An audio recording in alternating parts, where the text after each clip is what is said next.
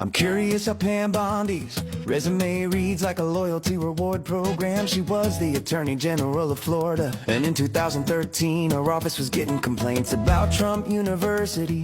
Dozens of people saying they got scammed. New York was already suing over it. She personally called Trump and asked for a campaign donation. He sent $25,000 from his charity, which charities aren't allowed to do. And shortly after her office dropped the whole thing, Trump later paid $25 million to settle the fraud case. So there was $25 million worth of something there.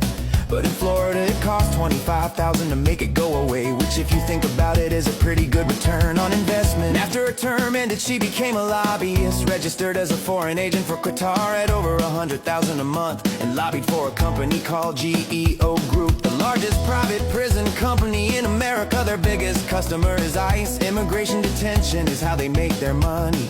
Now Bondi as Attorney General runs the DOJ that coordinates immigration enforcement. GEO stock doubled after the election. They told shareholders they've never had this much demand in 42 years. She lobbied for the company that profits every time someone gets detained, and now she decides how many people get detained. Then she defended Trump during his first impeachment. Then she ran the legal arm of his Policy Institute. And when his first pick for Attorney General dropped out over sex trafficking allegations, Trump called Bondi the same afternoon. And on her first day as Attorney General, she shut down the FBI unit that investigates foreign influence, shut down the task force seizing Russian oligarch money, and cut enforcement of the law that requires foreign lobbyists to register, the same law she registered under when she worked for Qatar.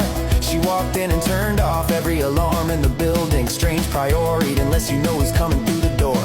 Then came the Epstein files, and this is where it connects to everything we've been talking about. Early 2025, brand new AG Bondi announced the client list was sitting right on her desk. Everyone got excited, finally someone was going to name names. A few months later she reversed course completely. No client list exists, no evidence of blackmail operation. 10,000 videos sealed, case closed, nothing to see here. And when Congress passed a law forcing the documents out, her department redacted the names of the men accused of abuse and left the names of the victims unredacted for the whole world to see.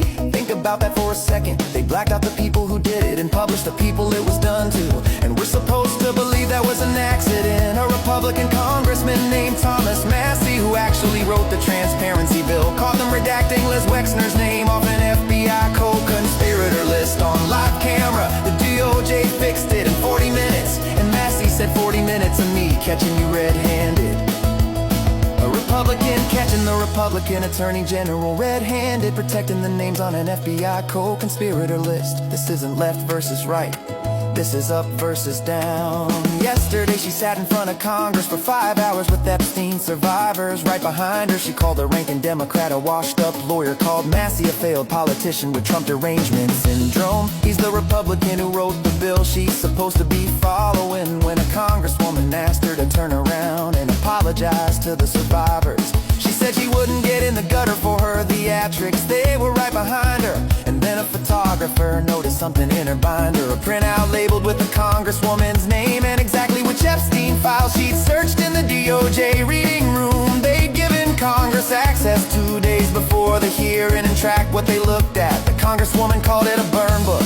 Oh, and the former Qatar lobbyist also wrote the legal memo approving a $400 million jet from Qatar as a gift to the president. If you can't see the problem with that sentence, I genuinely cannot help you.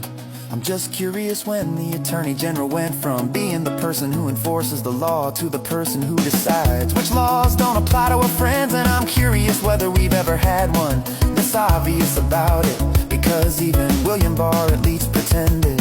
And I keep thinking about that $25,000. That's what it costs to make a fraud investigation disappear. And now she decides who gets investigated and who gets protected, and which survivors get exposed, and which billionaires get blacked out.